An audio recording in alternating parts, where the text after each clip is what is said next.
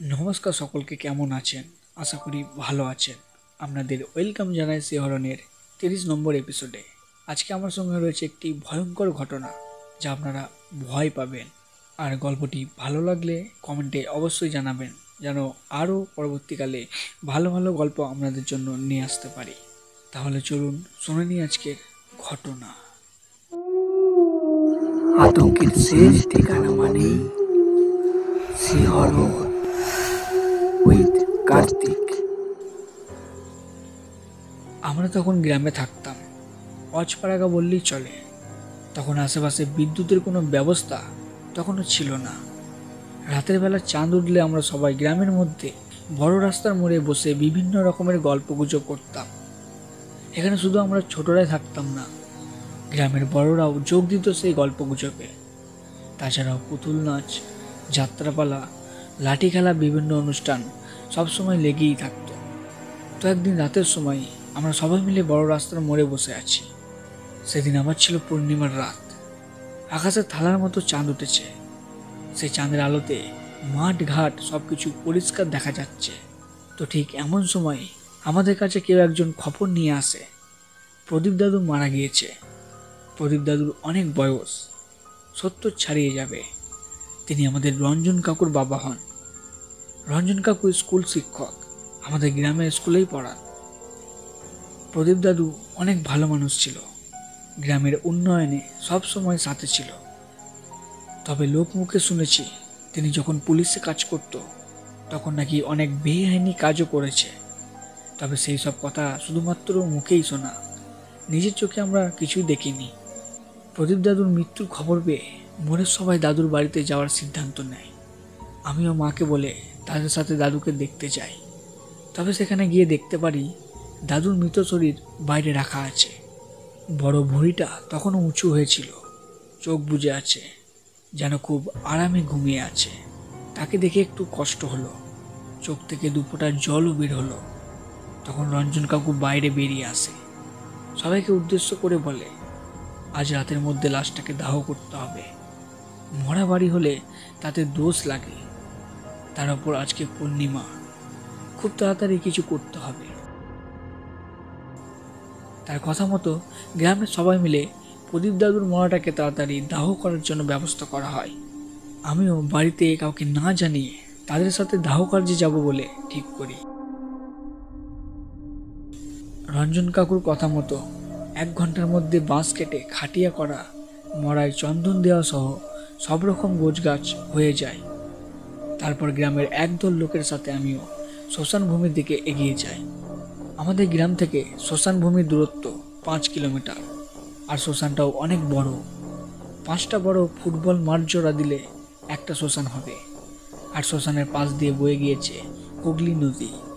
বর্ষার সময় তার শ্মশানের অবস্থা এতটাই ভয়াবহ হয়ে যায় যে তখন শ্মশানের অর্ধেক অংশ জলে ডুবে যায়। শ্মশানের আরও একটা বৈচিত্র্য আছে, শ্মশান ভূমির বেশ কিছু জায়গায় বড় বড় জঙ্গল আছে। লোক মুখে শুনেছি এখানে শিয়াল ছাড়াও আগে চিতাবাঘ পাওয়া যেত, কিন্তু এখন আর সেই সব দেখা যায় না। ভরা পূর্ণিমার রাত, এখন রাত 9টা বাজে। আমরা একটা দল লাশটাকে বাঁশের খাটিয়ায় করে নিয়ে যাচ্ছি শ্মশানের দিকে। ধুলো ওঠা কাঁচা রাস্তা দিয়ে এগিয়ে চলেছি। ফুরফুর করে গায়ে বাতাস লাগছে। রাস্তার দুধারে সবুজ ক্ষেত, আবার কোথাও কোথাও বড় বাঁশ বাগান। এই রাতের বেলা হারিকেল হাতে করে মুখে হরিবল বলতে বলতে সবাই এগিয়ে চলেছি। প্রায় 2 কিলোমিটার চলে এসেছি আমরা। যারা লাশ বইছিল তারা হঠাৎ করে দাঁড়িয়ে পড়ে। রঞ্জন কাকুকে উদ্দেশ্য করে বলে, ভায়া, কাকাবাবুর লাশটা যেন ভারী মনে হচ্ছে, আমরা আর বইতে পারছি না, একটু লোক বদল করে দেখো তো। রঞ্জন কাকু কোনো কথা বলে না, শুধু ঘাড় নাড়িয়ে হ্যাঁ বোধক সম্মতি জানায়। তখন দলের মধ্যে থেকে 4 জোয়ান শক্তিশালী ছেলেকে দেওয়া হয় লাশ বইতে। তারা বিনা বাধায় লাশ নিয়ে হনহনিয়ে সামনে এগিয়ে চলেছে। কিছু দূর যেতেই সবাই অনুভব করে আমরা যত সামনে এগিয়ে যাচ্ছি তত যেন একটা মৃদু কান্নার শব্দ আমাদের পিছনে পিছনে এগিয়ে আসছে। কান্নার শব্দটা ছেলের না মেয়ের তা বোঝা যাচ্ছে না। আমরা বুকের মধ্যে কেমন জানি ভয় ভয় করছে। মনের ভেতরে কু ডাকছে। কোনো কিছু যেন আমাদের প্রতিটা ধাপে নজরদারি করছে, আমাদের পিছনে পিছনে আসছে, আমাদের দেখছে, কিন্তু আশেপাশে তাকিয়ে কাউকে দেখা যায় না। আমি সাহস করে একবার সবার মুখের দিকে তাকাই, আর তাকাতেই যেন একটা ধাক্কা খায়। সবার মুখে একই রকম ভয় ফুটে আছে, তবে কেউ কোনো কথা বলছে না।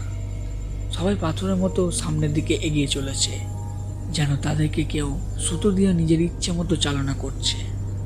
আমিও নিজেকে সামলে নিই, ভাবনা বাদ দিয়ে তাদের সাথে পা মিলিয়ে সামনের দিকে এগিয়ে চলেছি। কিছু দূর আসতেই সবার মুখে অদ্ভুত কিছু কথা শুনতে পারি।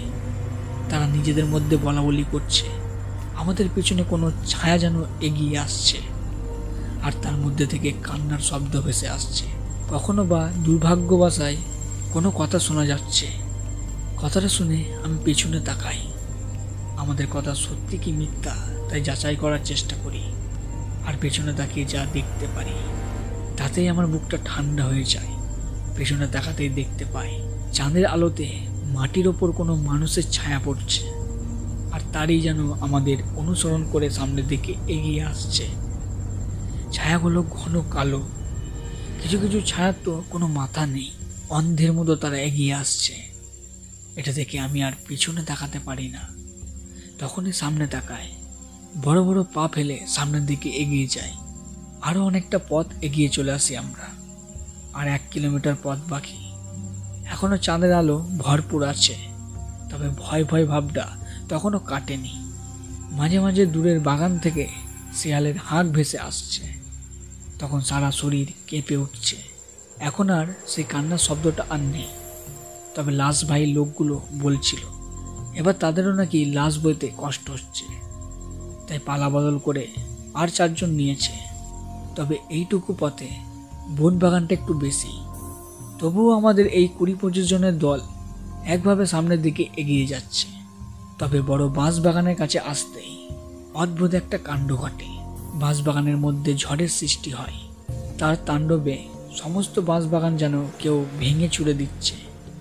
সাথে সাথে অমানসিক কোনো চিৎকার, যা শুনে ওখানে দাঁড়িয়ে থাকা আমাদের অবস্থা খুব খারাপ হয়ে যায়। কয়েকজন ভয়ে পালিয়ে যাওয়ার প্রস্তুতি নিচ্ছিল। তখনই রঞ্জন কাকু গম্ভীর স্বরে বলে, তোমরা কেউ ভয় পেও না, ও তোমাদের কোনো ক্ষতি করবে না। তোমরা তাড়াতাড়ি বাবার দাহ কার্য করে শেষ করো, তবে এই সমস্যার সমাধান হবে। তার কথাগুলো শুনে সবাই থমকে দাঁড়ায়, বুকে সাহসের সঞ্চয় করে। তারা আর সেখানে দাঁড়ায় না, লাশ কাঁধে তুলে নিয়ে হনহনিয়ে শ্মশানের দিকে এগিয়ে যায়। টানা 3 ঘন্টা হাঁটার পর সবাই শ্মশানে এসে পৌঁছায়। চারপাশে গাছপালা থাকায় চাঁদের আলো শ্মশান ভূমিতে প্রবেশ করছে না। আশপাশে রহস্যময় একটা পরিবেশ সৃষ্টি করছে। লাশটাকে একপাশে রেখে সবাই মিলে কাঠ দিয়ে চিতা সাজাতে শুরু করেছে। আমিও তাদের সাথে হাত লাগাই। লাশটা কালী মন্দিরের পাশে ছোট্ট একটা ঘরে রাখা হয়, আর 2 জন মানে রামনেশ ও পরেশকে লাশের পাহারায় রাখা হয়। এরা 2 জন আমাদের গ্রামের সব থেকে সাহসী ছেলে। আমরা সবাই নিজেদের কাজ নিয়ে মত্ত। চিতা সাজানো প্রায় হয়ে এসেছে, আর অল্প কিছু বাকি আছে। হঠাৎ করে লাশ রাখার ঘর থেকে রমেশ ও পরেশের চিৎকার চেঁচামেচির শব্দ ভেসে আসে।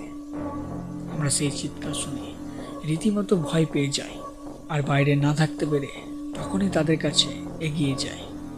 তাদের চোখ মুখ দেখে আমরা নিজেরাই ভয় পেয়ে যাই। তাদের হাত পা কাঁপছে, মুখ দিয়ে কোনো কথা উচ্চারণ করতে পারছে না। রঞ্জন কাকু এগিয়ে এসে জিজ্ঞাসা করে, কি হয়েছে? তখন রমেশ হাত উঁচু করে সামনে দেখায়। সেখানে তাকাতেই সবাই অবাক হয়ে যায়। এক অজানা ভয়ে সবাই চুপ হয়ে যায়। যেখানে লাশ থাকার কথা সেখানে লাশ নেই, সেখানে শুধু ফাঁকা খাটিয়ে পড়ে আছে। এটা দেখে আমরা সবাই ভয় পেয়ে যাই। রঞ্জন কাকু বলে ওঠে, আমার বাবার লাশ কোথায়? কোথায় ফেলেছিস তাকে? লাশ তো এখানেই ছিল, কিন্তু গেল কোথায়? কেউ কিছু ভাবতে পারছে না। আর তখনই রমেশ যা বলে তা শুনে সবাই চমকে যায়। ভয়ে সবার হৃৎপিণ্ড দিয়ে ঠান্ডা স্রোত বয়ে যায়। রমেশ বলে, লাশ এখানেই ছিল, আমি আর পরেশ এখানে বসে আছি। হঠাৎ করে কারোর পায়ের শব্দ যেন আমার কানে আসে। আমি প্রথমে তার তোয়াক্কা করি না, কিন্তু শব্দটা এতটা জোরালো হয় যে তার এড়াতে পারি না। আর তখনই সামনের দিকে তাকাই, আর মৃদু আলোতে যা দেখতে পারি তা যেন অন্য কেউ কখনো না দেখে। মৃদু আলোতে দেখতে পারি লাশের বুকের ওপর একটা কালো অন্ধকার বসে আছে।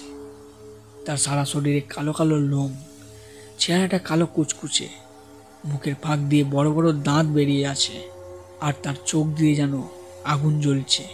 এটা দেখে আমি পরেশের গায়ে ধাক্কা দিই, ভয়াত্মক কণ্ঠে বলি, "ও- ও- ওটা ওটা ওটা কি পরেশ? ওটা কি?" পরেশ ওদিকে তাকে সহ্য করতে পারে না, তখনই চিৎকার করে ওঠে। আর ওর চিৎকার শুনে তখন ওই অমানসিক জীবটা লাশটাকে টানতে টানতে বাগানের মধ্যে নিয়ে গিয়েছে। এমন কথা শুনে সবাই ভয় পেয়ে যায়। এসব কি হচ্ছে সেটা ভাবার চেষ্টা করে, কিন্তু কোনো কিছুই বুঝতে পারছে না। তখন রঞ্জন কাকু সবাইকে উদ্দেশ্য করে বলে, তোমরা দয়া করে আমার সাথে ওই বনের মধ্যে চলো, আমি বাবাকে খুঁজে এনে তার লাশটাকে দাহ সম্পন্ন করি। তখন সবার মনে একটু মায়া হয়, সবাই নিজেকে সামলে নিয়ে বনের মধ্যে যায়। আর বনের মধ্যে এসে দেখতে পারে একটা আদা খাওয়া মরা দেহ পড়ে আছে। তাকে দেখে মনে হয় কেউ যেন আক্রোশে তাকে ছিঁড়ে ছিঁড়ে খেয়েছে। চোখ, মুখ, বুক সমস্ত জায়গায় চামড়া যেন মাংস সহ তুলে নিয়েছে, শুধু শরীরের হাড় কখানি বাইরে বেরিয়ে আছে। এটা দেখে সবাই ভয় পেয়ে যায়। তাই আর সময় নষ্ট না করে তাড়াতাড়ি লাশটার বাকি অংশ তুলে নিয়ে চিতায় তুলে দেয়, আর সাথে সাথে কাঠে ঘি ঢেলে আগুন ধরিয়ে দেওয়া হয়। সবাই ভয়ে ভয়ে দাহকার্য সম্পন্ন করে। তখনই বাড়ি ফিরে আসি। তবে এই ঘটনাটা গ্রামের মধ্যে বাতাসের বেগে ছড়িয়ে পড়ে। কে এসে লাশটা খেলো কেউ কিছুই বলতে পারল না। তবে অনেকের মুখে মুখে একটা কথা শোনা গেল, প্রদীপ দাদু যখন পুলিশে কাজ করত তখন নাকি সে বেআইনিভাবে তার এক বন্ধুকে হত্যা করে, তার স্ত্রীর ওপর নিজের প্রবৃত্তি মেটায়, শেষে বাড়িতে আগুন লাগিয়ে দেওয়া হয়। পরে কেসটা নিয়ে কথা উঠলেও তিনি তার ক্ষমতা দিয়ে সব কিছু সামলে নিয়েছে। তাই অনেকেই মনে করে প্রদীপ দাদুর ওই বন্ধুর আত্মা ফিরে এসে তার প্রতিশোধ নিয়েছে। সবাই সব কিছু ভুলে গেলেও আত্মা কখনো প্রতিশোধ নিতে ভোলে না। গল্পটি ছিল এই পর্যন্ত। গল্পটি কেমন লাগলো তা কমেন্টে অবশ্যই জানান। আর এরকম গল্প পেতে শিহরণ চ্যানেলের মেম্বার হয়ে যান। দেখা হচ্ছে পরবর্তী এপিসোডে। ধন্যবাদ।